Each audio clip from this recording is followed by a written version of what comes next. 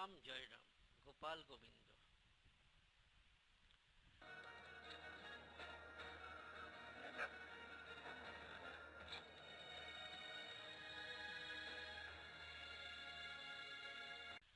After seeing this animation, I just want to start thinking about the quadruped movement. The animation is very poor. The thing is that because the animator don't know the bone structure, the anatomy of quadruped. The main thing is that for that reason the animation is so poor. Today I am going to show you the relation between quadruped and biped. This is the human hand and this is the horse hand, right? So I just make the relation. This is scapula. Scapula goes to here. It is scapula. This one is our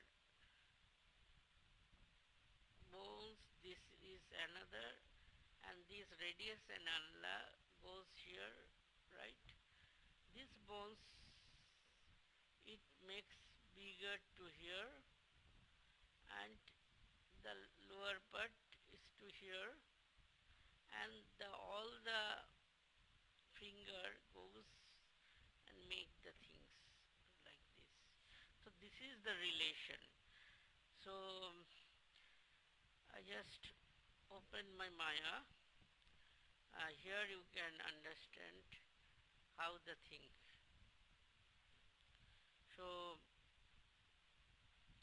this is human hand.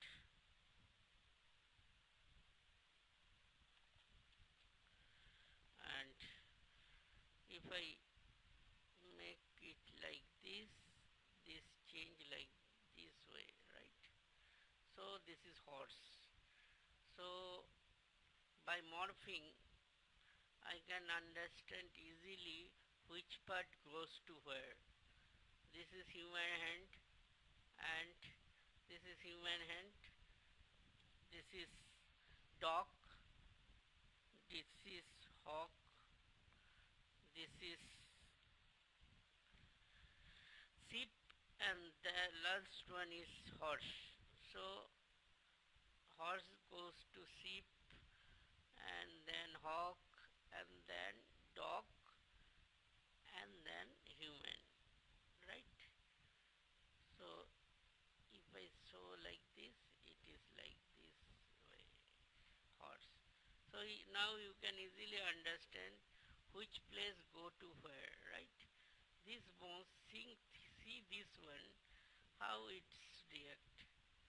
It is now make smaller, right? So same case for human leg also. This is the leg, right? And it goes to horse leg. So think about this area, this ankle area, how it's react. Here it is so small and it goes big.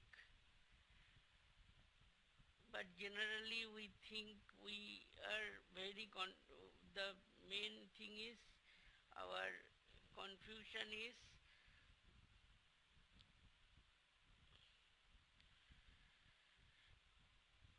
we think that this area same as this area. No, not that at all. If you think about the animation, the morphing, how it is, that area goes into that area, right? Right, that area. So that means this area goes to this area, right? And this area goes to this area.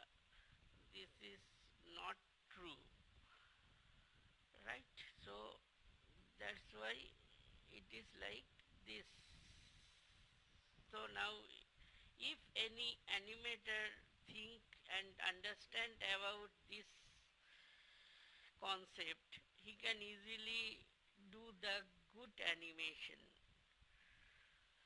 So I just show you some good animation, good case study from Narnia. Thank you. Welcome. I understand that the process of green screen and how they're going to use my goat legs is you get eye of toad, tongue of newt, and it's all magical. It's not computers at all. So he's in makeup from his waist up, so we had to add the goat legs. We went down the road of using motion capture, and we decided not just to do motion capture in a stage, but we decided to do it on set. Not just on set, but we would do it outside. We set up cameras to gather his data. We actually did it in the Czech Republic running around in the snow. If you want to have the human portion filmed on set, you've got to have the upper body move in a way that makes sense. When we put the goat legs in, it all kind of works together. At the end of the day, the simple thing worked out that walking on your tiptoes forces your body to move in a way that is much the same way as the kind of reverse leg that you see on a goat. I have to wear the most hideous green screen pants you've ever seen in your life. Grotty, it's like lycra, dirty nonsense. He had little tracking marks all over his legs that they would then use for tracking to digitally composite CGI font legs over his own legs. The CG element is tracked so that we know where his hips are. The legs and the hips are attached to the body, and then we go in and we lay in the foot placement underneath. There's a lot of animation work that goes into getting those feet placed and really feeling the weight and the compression. You need to feel that in the heel, and you need to feel it in all over the leg. As a human, sometimes he would daintily put his foot down in it, but we needed more of a feeling of a heavy hoof. And so the first thing we would do was lock down the feet. And then the real trick is as it comes down and it makes contact, that's when you really want to see the ankle compress. And that really sells the weight of it. Once we're happy with the performance, then there's a whole nother slew of technical people that have to go in and then make sure that the fur is working, or that when they step on grass, the grass moves, or if they're moving in the snow, you get footprints and snow gets kicked up. Different artists work on the color of the hair, whether the hair is more transparent or less transparent, thicker or denser. Also, we add a little bit of snow to Mr. Cummins' fur, and that helps us integrate his legs and feet into the snowy plate as well. Each one of these shots has, hundreds of people that were involved in its creation.